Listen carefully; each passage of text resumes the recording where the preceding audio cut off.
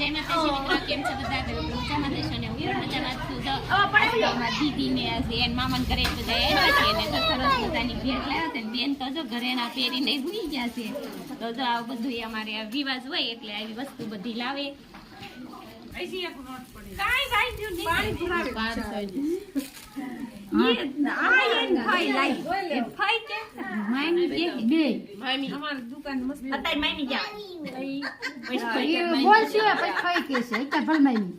આ વીજળી ની હોય તો મન માસી કે